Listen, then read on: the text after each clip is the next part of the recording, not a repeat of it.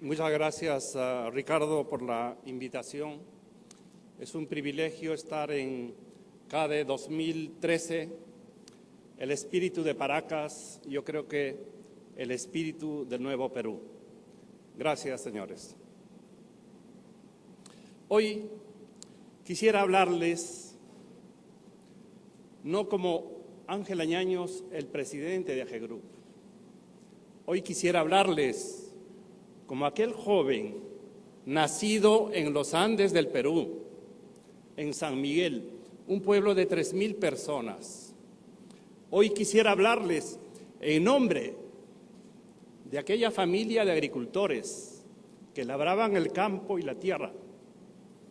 Quisiera hablarles en nombre de esa familia que se convierte en empresaria y hoy es la empresa más globalizada de nuestro país. ¿Cómo ocurrió esta metamorfosis? ¿Todos podemos hacerlo? ¿O será mucha suerte tal vez?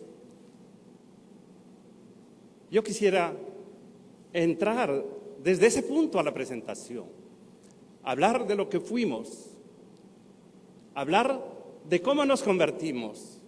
Y creo que hay muchos mensajes que aprender. Creo que la mayoría de los peruanos hemos nacido no con papá que nos heredó muchos millones. Creo que la mayoría de los peruanos hemos nacido en condiciones de austeridad, unos más difíciles que otros. Hoy día hablaremos justamente de eso. Y quisiera empezar con nuestra vida en el campo. El campo donde compartíamos las labores con nuestros padres.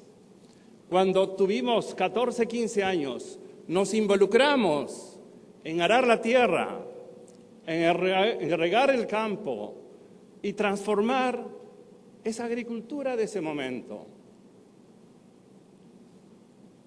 Empezamos primeramente a cambiar el cultivo del trigo y de la cebada y el maíz, que realmente dejaba muy poco o dejaba casi nada.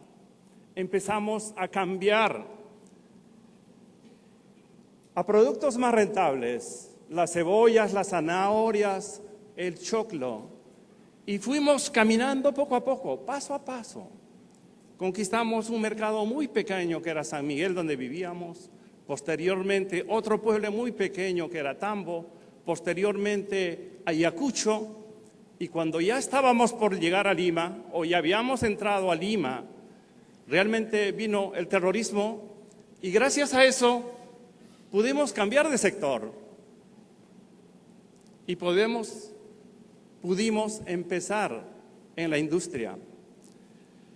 Es un proceso de transformación que pienso yo, podemos pensarlo que si lo podemos hacer o no lo podemos hacer.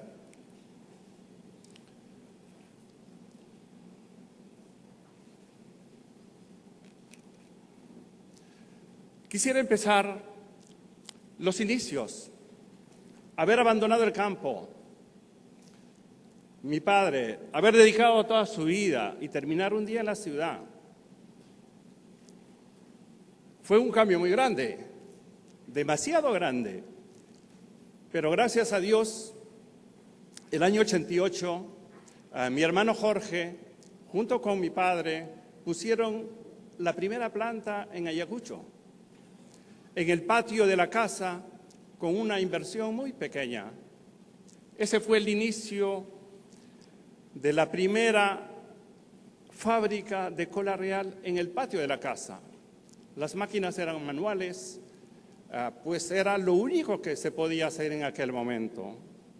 Poco después, 4 de los hermanos nos integramos, pusimos una planta muy pequeña también en Huancayo y éramos una industria como otras 314 pequeñas industrias que hacían cosas parecidas como nosotros.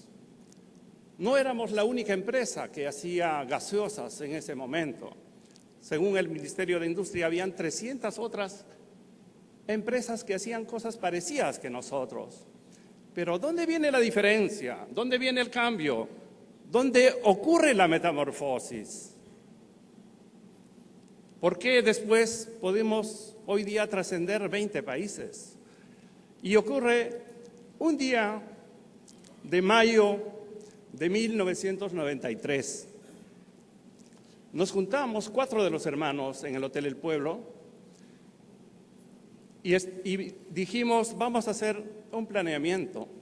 Yo había terminado de estudiar un PADE de SAN, de administración, pues pusimos en ejercicio el FODA, hicimos nuestro planeamiento estratégico, sacamos nuestras fortalezas, nuestras debilidades, pero no llegamos a nada. Pero detrás había algo diferente. Con el mecanismo tradicional no podíamos llegar a mucho. Había una enseñanza y había una lección.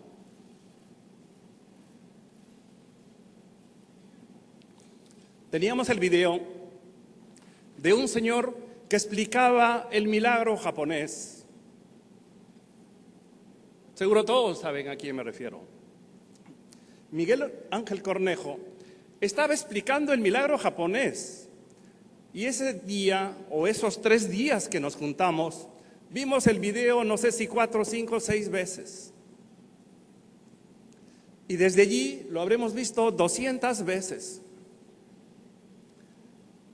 Entonces, la solución no estaba en el FODA, la solución no estaba en la educación que recibimos en la Escuela Pública de San Miguel, ni de Ayacucho, y ni en las universidades, ni siquiera en el posgrado. La solución estaba en un pequeño video y en un pequeño libro del presidente de Daiwo. El presidente de Daiwo escribe un libro a los jóvenes japoneses. ¿Cuál es el título del libro? El mundo es tuyo, tienes que tomarlo. Jóvenes peruanos, les digo, el mundo es suyo, tienen que tomarlo.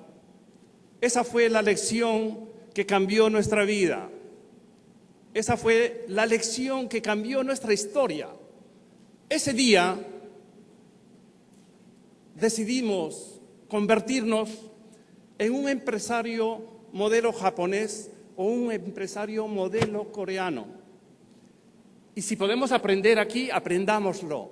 Pero si tenemos que aprender de alguien de fuera, aprendámoslo también, porque el conocimiento es público. Y ahora, gracias al Internet, el conocimiento es universal. Aquel día cambiamos nuestra imagen de empresario tradicional y dijimos, si Japón pudo transformarse, ¿por qué nosotros no podemos transformarnos? Dijimos, si Daiwo, habiendo vendido periódicos para ayudar a su madre a sostener su hogar, lo hizo, ¿por qué nosotros no podemos? Aquel día, cuando estamos haciendo un plan de inversión de $20,000 para lanzar la planta de Bagua, ese día dijimos, en 10 años queremos estar dentro de las 20 mejores empresas del país. Y no sabemos cómo lo vamos a hacer, pero lo vamos a lograr. Ese es el inicio de la transformación.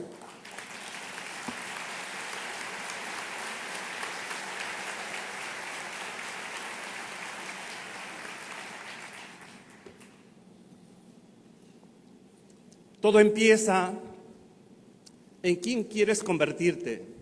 Nosotros no lo sabíamos, Pero después de este proceso, yo ya llevo 7 años estudiando qué nos pasó a nosotros. Tuvimos mucha suerte, somos demasiado inteligentes, o no sé pues, pero yo llevo 7 años tratando de buscar esta ecuación. Yo quisiera compartir algunos hallazgos que tengo por allí, pero creo que es una ecuación que se puede hacer, que todos lo podemos hacer. No es que es demasiado fuerte para unos, y eso es lo que hoy día quisiera compartir con ustedes. Ocurrido esto, es que cambia hasta tu propia naturaleza. Ocurrido esto, es que cambia hasta tu propio ADN.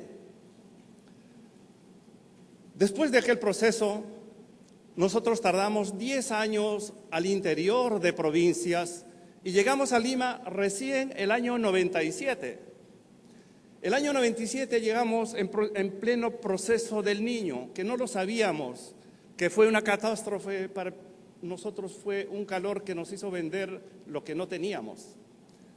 La primera planta de Lima instalamos con una inversión de $150,000, $30,000 para el terreno, 3,000 metros de terreno, $70,000 para la construcción de una pequeña nave y los otros, la diferencia en maquinaria importada de Estados Unidos, maquinaria de embotelladoras transnacionales de Estados Unidos importadas y traídas al país. Con esa pequeña inversión empezamos la planta de Lima y desde ese día pues trabajamos 24 horas incesantemente y sábados y domingos y a veces muchos años nuevos y a veces hasta navidades. Ese es el proceso, pero de ahí viene la fuerza, la energía, la garra para realmente soñar por algo que tú crees. El proceso continuó, llegamos a Lima el 97, el año 99, y ya estábamos saliendo del país. Nosotros todavía, no sé si estábamos preparados o no, pero el año 99 estábamos saliendo del país. Dos de los hermanos fuimos a visitar Indonesia, Tailandia, la India, visitamos la China, Malasia, visitamos México, Colombia, Bolivia, Chile, Argentina, porque no se trata de que tú vayas al país más cercano, se trata de dónde puede estar mejor la oportunidad. El año 99, finalmente nos dimos cuenta que la mayor oportunidad no estaba tan lejos como creíamos nosotros, pero sí queríamos ver el bosque. La oportunidad más grande estaba aquí muy cerca y era Venezuela. Entonces, hicimos las inversiones, fue nuestro primer país fuera del Perú y nos instalamos en una ciudad industrial de Venezuela, en la ciudad de Valencia. Valencia, la inversión estaría alrededor de $800,000, más muchos sueños y muchas deudas también. Pero Valencia, encontramos una oportunidad, un local muy grande que estaba vacío. Propusimos a la persona decir, mira, yo te doy el 15% del valor y el resto te lo voy a pagar en 4 años. Si no te pago, tú te quedas con todo lo que te he pagado. Porque nosotros no teníamos capacidad de crédito en ese momento. Nuestro único crédito era lo que podíamos hacer. El señor accedió con un 15% del valor, nos hicimos cargo y lo pagamos no en 4 años, lo pagamos en 2 años, porque la inversión se pagó muy rápidamente. Pero ese es nuestro primer paso fuera del país. Y justamente hoy día quiero también darle un pequeño espacio a la internacionalización. Creo que es el espacio que también muchos peruanos tenemos en manos y tenemos la oportunidad y la posibilidad de hacerlo. Pues salió Venezuela, generó recursos muy importantes Venezuela, teníamos una ecuación de precios y costos muy buena y realmente Venezuela se convirtió mucho más rentable que el Perú en su momento. Aquellos fondos invertimos en México y la historia ya continúa. No quisiera detallar paso a paso, pero fue el concepto de si otros pueden internacionalizarse, nosotros también podemos hacerlo. Porque en aquel momento era como que viene la globalización y nos va a comer a todos. La oportunidad es para todos. La vía es de doble tráfico. Nos pueden internacionalizar o podemos nosotros internacionalizar.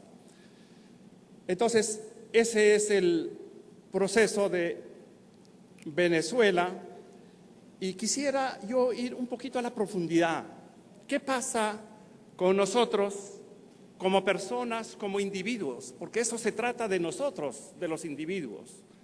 Y yo quisiera compartir con ustedes una pequeña metáfora muy corta. Un día, un incendio en un circo muy grande, aparecieron 5 elefantes muertos. Al final la gente se preguntaba y decía, ¿por qué aquellos elefantes tan grandes y tan fuertes no pudieron escapar del incendio? Y es que a los elefantes, desde que están muy pequeños, muy pequeñitos, les amarran de la pata a una estaca.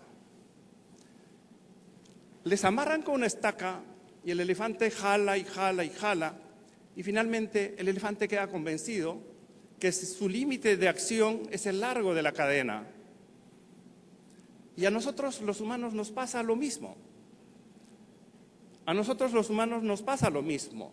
Nuestra sociedad, nuestra comunidad nos pone los límites de lo que es posible y de lo que no es posible. Entonces nosotros tenemos grabados en nuestra imagen, en nuestra autoimagen, tenemos grabado lo que se puede hacer y lo que no se puede hacer.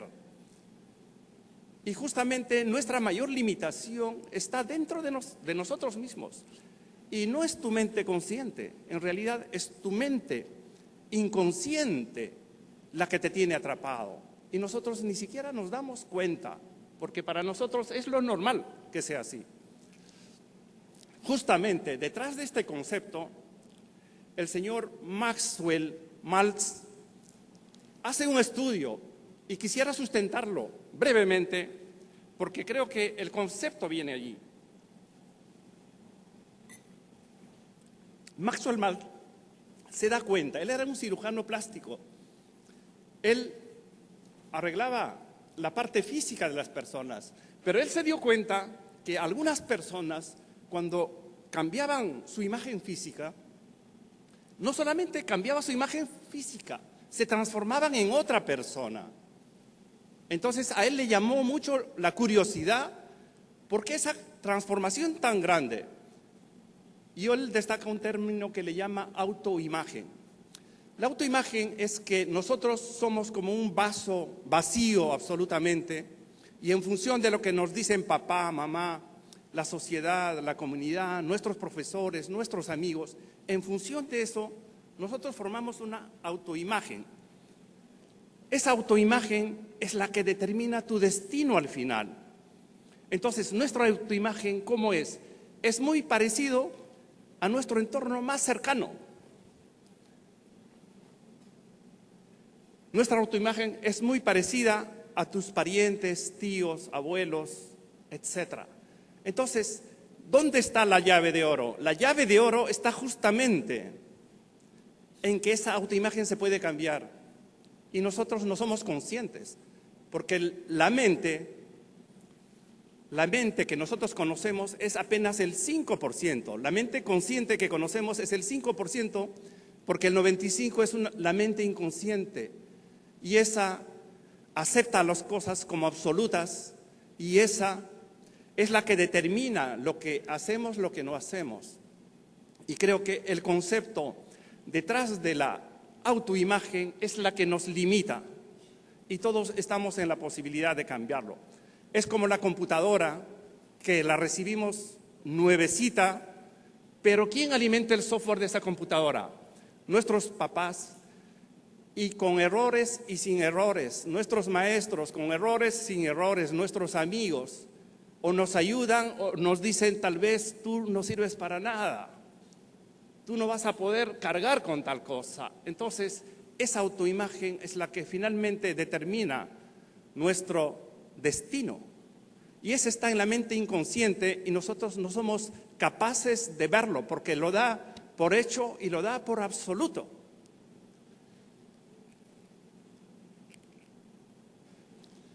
Este señor, en este libro, exhibe un concepto que se llama la psicocibernética. ¿A qué le llama la psicocibernética?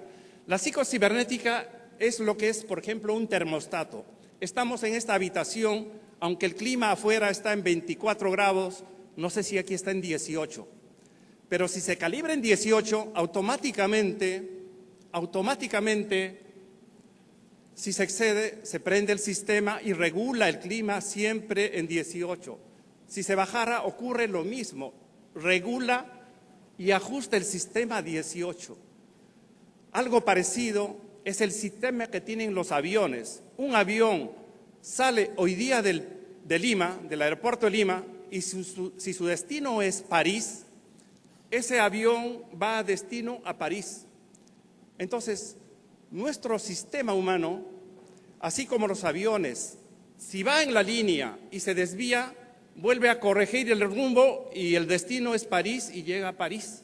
El piloto se puede parar, puede ir a conversar con nosotros, pero como el sistema psicocibernético lo lleva, más bien a ellos el sistema cibernético lo lleva a París, ese avión, cada desviación es corregida y llevada a su destino.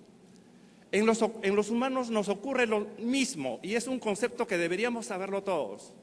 Nos ocurre lo mismo porque, si se dan cuenta, alguien se saca la lotería, consigue mucho dinero, pero va a pasar poco o mucho tiempo, pero al final siempre va a llegar a lo que era su autoimagen.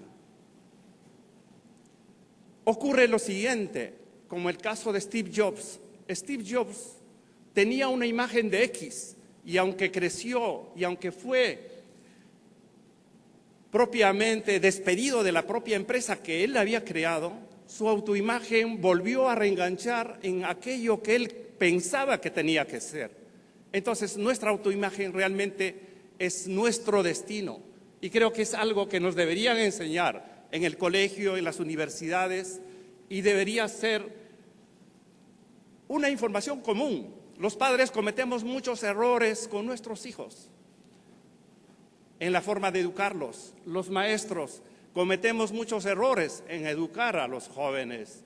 La prensa, a veces también cometemos errores, pero no es un tema de voluntad, es que no lo sabemos y todo eso influye mucho, influye mucho. Bueno, esta es la parte central, creo que, del concepto. Ahora vayamos a la empresa, porque si no, nos gana el tiempo. Número 1, el tema de internacionalización.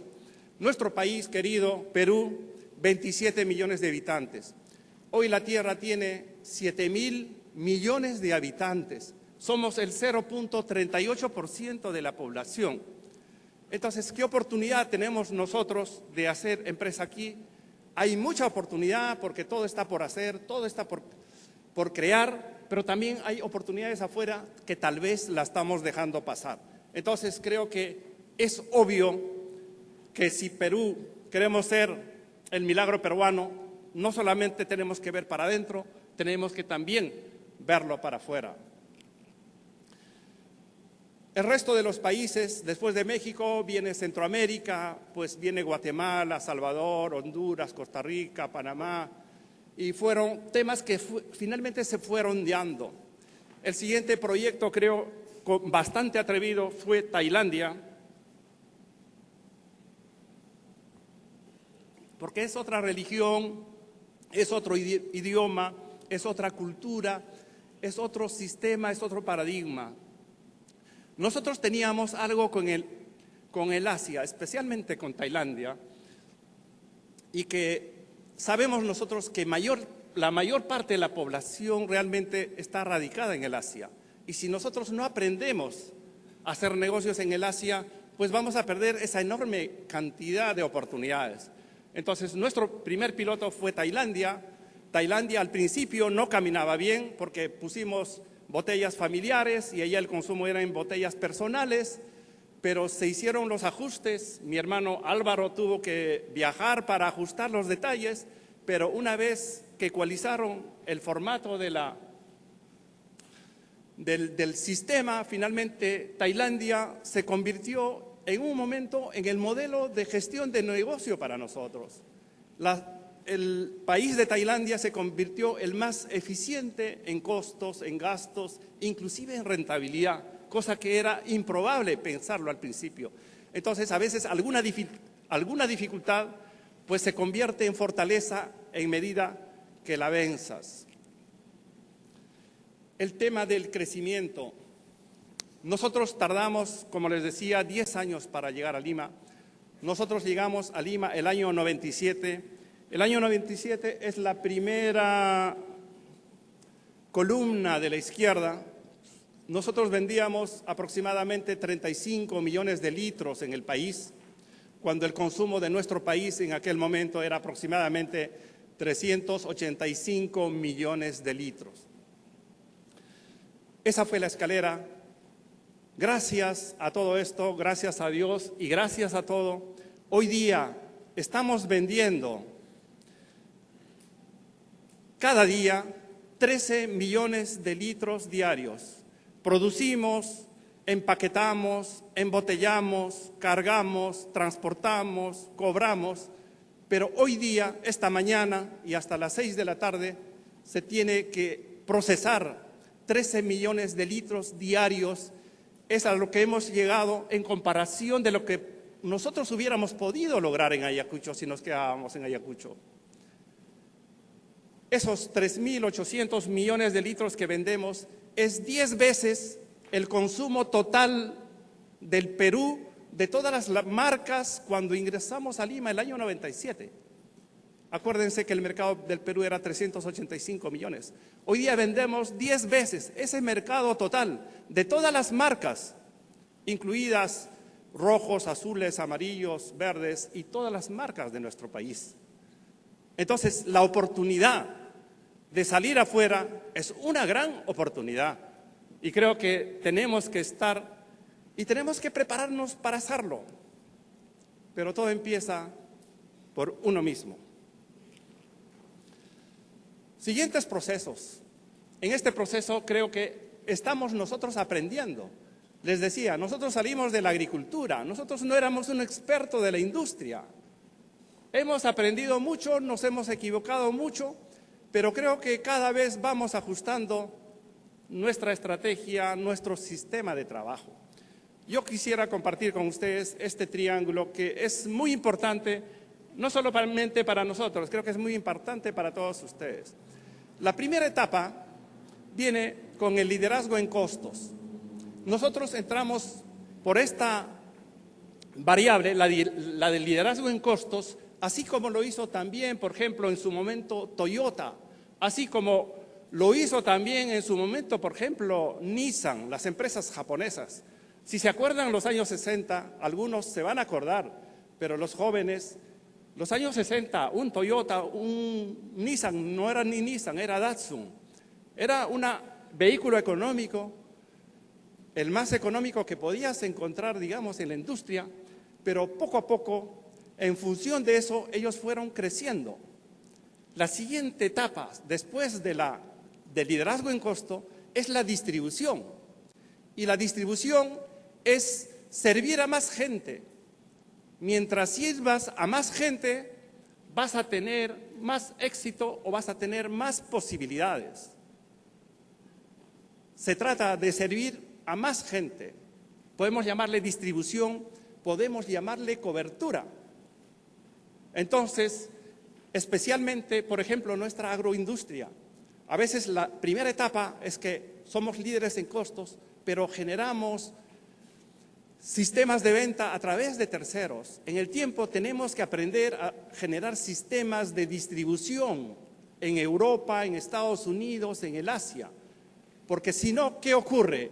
Viene alguna otra empresa que le hace más económico y nosotros perdemos absolutamente todo lo avanzado.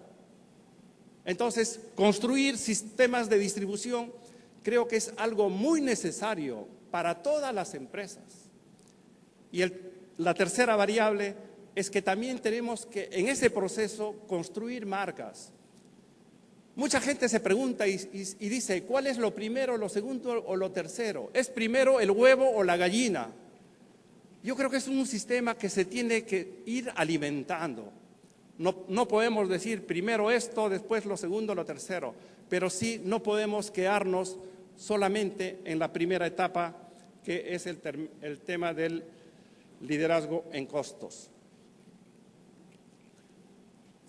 Detrás de esto, creo que estamos construyendo marcas importantes como Cielo, Esporate, Pulp, y estamos siguiendo el mismo paso que siguió Toyota, que siguió Nissan, pues y en un tiempo nos gustaría ser una marca líder también en el mundo. con alguna de nuestras marcas. Algunos conceptos generales para compartir. Número 1, tenemos el coraje, atreverse. Los invito a que nos atrevamos. Otro concepto muy importante creo que es la confianza. Y la confianza se gana paso a paso, se gana día a día, pero lo puedes perder en un solo segundo. Creo que generar confianza con tus proveedores, crédito de un día, 2 días, una semana, posteriormente se puede generar créditos de 5 años, 7 años, donde tú puedes pagar tu maquinaria realmente en función de la confianza generada. Siguiente concepto, creo que muy importante también, es el siguiente, es el camino. Nosotros estamos acostumbrados a líneas rectas.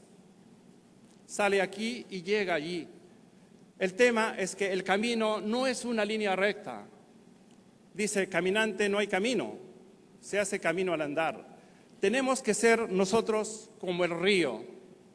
Tenemos que ser nosotros flexibles como el agua. Y dentro de ese proceso, lo importante es saber qué quieres ser, saber en quién quieres convertirte. Y ese proceso tendrá una ecuación de aprendizaje y habrá ocasión de desaprendizaje. Es una ecuación que a veces crees que avanzas a la derecha, a veces crees que avanzas a la izquierda, pero si sabes dónde quieres llegar, vas a llegar. Cuando el río se tropieza con una montaña, el río no lucha con la montaña, el río fluye, va su cauce tomando por donde hay menos resistencia. Tenemos que hacer nosotros lo mismo. No tenemos que estar compitiendo, tenemos que estar fluyendo donde se vayan presentando las oportunidades. No nos centremos en la competencia. El río no compite con el cerro para ver si lo puede derribar o no. El río fluye por donde vienen mejor las oportunidades, por donde el nivel está más bajo. Siguiente tema de educación. No sé cómo estoy con tiempos, me gustaría ver, entonces vamos avanzando. En el tema de educación, creo que hay algo muy importante que quiero compartir con ustedes.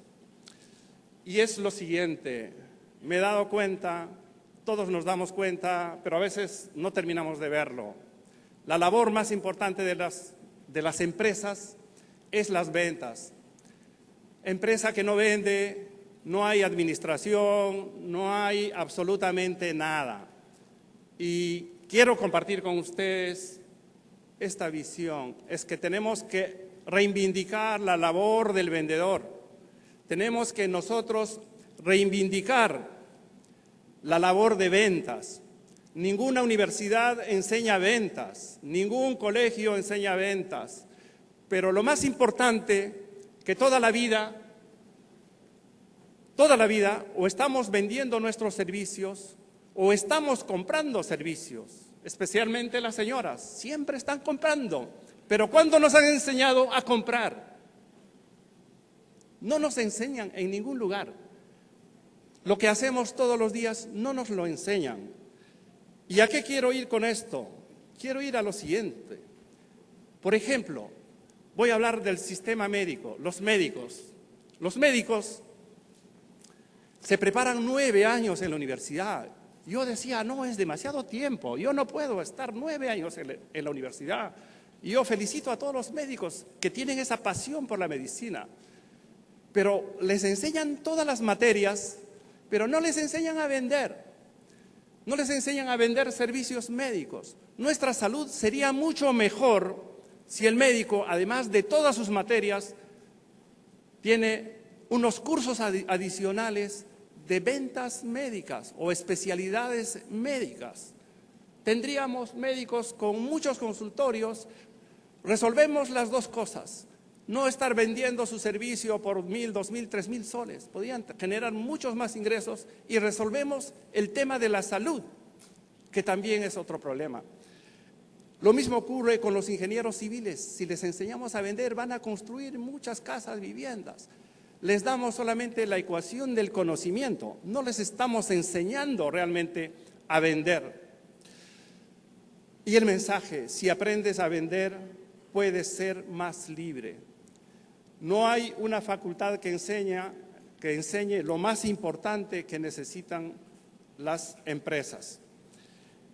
Y este cuadro justamente explica esto, cómo es nuestro sistema de cambio, cómo ocurre el sistema de cambio. Y quisiera que nos enfoquemos básicamente en el primer nivel que dice entorno, conductas, capacidades. Nuestra educación actual llega hasta capacidades. Nos enseñan cómo hacer mejor X, Y, Z. Pero nuestra educación tiene la siguiente deuda. Nuestra educación tiene la deuda de que no vamos nosotros a las creencias que hemos hablado como los elefantes. Nosotros no nos enseñan el tema de la identidad, esa autoimagen que puede cambiar tu vida. Lo más importante no nos está enseñando ni la escuela ni la universidad. Me gustaría, pues, compartir, inclusive participar, para crear un nuevo sistema que vaya hasta lo más alto del nivel del cambio. Si no cambiamos el sistema desde lo más alto, no podemos cambiar para abajo. Todo lo que cambias va, por ejemplo, lo siguiente, capacidades. La capacidad me transforma mis conductas, me transforma el entorno. Pero las capacidades no me transforman las creencias ni la identidad. Entonces, dentro de ese contexto, creo que sí necesitamos ir hasta lo más alto del cambio, y lo más alto de la educación debería ir hasta la identidad. Creo que ese es un gran reto. Después tenemos el conocimiento especializado. Creo que tenemos que aprender de quiénes, de nuestros proveedores, tenemos que aprender de nuestros clientes, tenemos que aprender de nuestros competidores también. No tenemos que verlos como rivales, tenemos que aprender de todos. Y creo que este es un proceso. Para un poquito ajustar, tenemos algunos conceptos. Número 1, la oportunidad. El mercado de jugos de nuestro país era digamos, hasta el momento que lanzamos un producto que se llama Pulp. El mercado estaba alrededor de los 30.000 millones de litros. ¿Qué ocurre el día que sale Pulp al mercado y sale Cifruta al mercado? El mercado peruano, que era de 30 millones de litros, hoy día es de aproximadamente 350 millones de litros. ¿Cómo podemos esperar que un mercado crezca tanto en tan poco tiempo? Tenemos que ver los mercados como lo que puede ser, no tenemos que verlo como lo que hoy día es.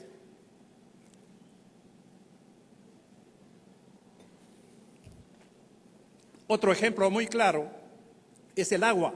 Cuando nosotros entramos a la industria del agua, el país, me refiero al Perú, no estoy hablando de nosotros, me refiero al Perú. Nuestro país, el Perú, consumía 6 millones de litros de agua embotellada. Hablo de agua embotellada en botella. Hoy día, ¿cómo ha cambiado esto? Esos 6 millones de litros se ha convertido en 550 millones de litros. Ha crecido 91 veces el mercado del agua. ¿Eso cuánto es? 9.000%. ¿Cómo podemos pensar que un país que se dice subdesarrollado pueda crecer tanto? Es que a veces las oportunidades no las estamos viendo. Y lo que hacemos nosotros es justamente capitalizar esas oportunidades de lo que va a ser, no de lo que es hoy día. Este es un pequeño ejemplo de restaurantes extranjeros en Estados Unidos. Y lo traje porque creo que nuestra cocina peruana es un modelo a seguir, es un ejemplo a seguir. Lo traje esto justamente por eso. En Estados Unidos hay 51.000 restaurantes chinos, hay 50.000 restaurantes italianos y hay 45.000 restaurantes mexicanos. ¿Y cuántos restaurantes peruanos hay? Ahí tienen la cifra, 367. Veámoslo lo que puede ser, cuánta oportunidad podría generar para muchos peruanos que nos nivelemos por lo menos en algo en ese mercado americano, y ni hablar del mercado total del mundo. Y el tema, para avanzar, creo que es el siguiente. Una vez que tienes tu imagen, la ecuación es el modelaje. Tú no inventes, no te compliques tanto la vida. Hay gente que ya lo hizo. Entonces, primero aprende quién lo hizo, sigue quién lo hizo. Y en este momento vamos a hablar del modelaje. ¿Qué es el modelaje? Primer punto, ahí tenemos Japón. Japón es un país que empezó a modelar la industria automotriz americana, la industria motocicletas de Alemania. Entonces, Japón, de hace el año más o menos 50, un per cápita parecido al nuestro, hoy día tiene, no veo bien el número, pero creo que son $47,000 per cápita de Japón. ¿Qué ocurre? Su vecino cercano se dio cuenta que Japón le iba muy bien.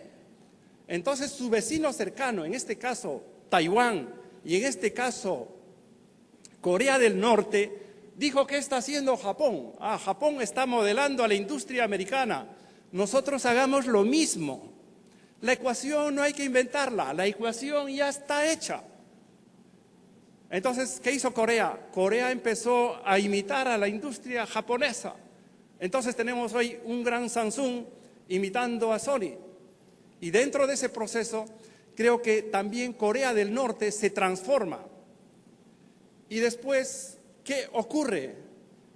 Ocurre lo siguiente, que el gobierno chino se da cuenta que todos sus vecinos están muy bien. Y nosotros, aunque somos el país más poblado del mundo, todavía no hemos hecho el cambio. Entonces el gobierno chino dice: nosotros también. Y ese día empieza el milagro chino. Yo les pregunto a ustedes, ¿creen que hoy día a los peruanos nos toca? Les pregunto a ustedes, ¿nosotros queremos también o nos vamos a quedar atrás?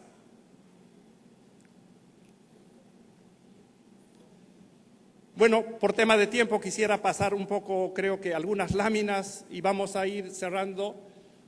El compromiso social, tenemos que acordarnos que fuimos terneros. Nosotros nacimos desde muy abajo, hemos logrado muchas cosas, y yo sí quisiera reconocer a mis padres por la Fundación Eduardo Mirta Ñaños, que están compartiendo este mensaje, y quisiera ese aplauso para mis padres.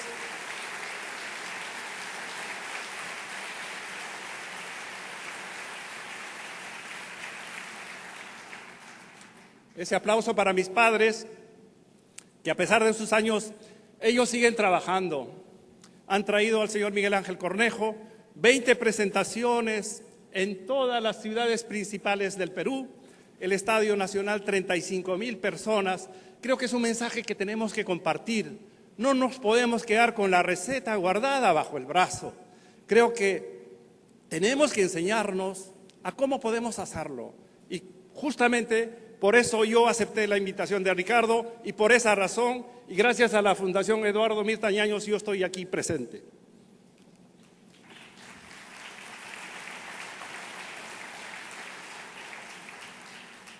Este concepto lo hemos visto, voy a pasarlo. El tema que sí quisiera ver es la pasión. Yo quisiera ver con una pregunta: ¿la pasión se nace o se hace? Quisiera que levante la mano las personas que creen que se nace. Las personas que creen que se hace. Estamos de acuerdo. Se nace también y se hace también.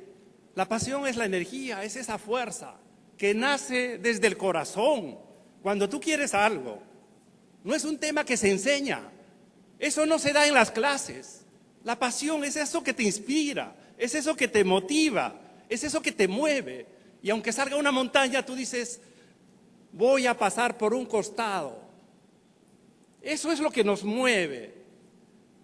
Y uno se transforma realmente cuando tienes aquel sueño, cuando tienes aquella ilusión.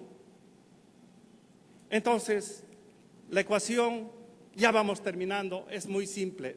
Tú eres aquella persona, la foto que está ahí abajo. ¿En quién te vas a convertir? Dependiendo en quién te vas a convertir, vas a recibir a cambio esa pasión. Cuanto más grande tu sueño, más grande tu pasión. Si tu sueño pequeñito, poquita pasión. Si dices, me quedo tal como estoy, no vas a recibir nada de pasión. Esa es la solución y esa es la consecuencia.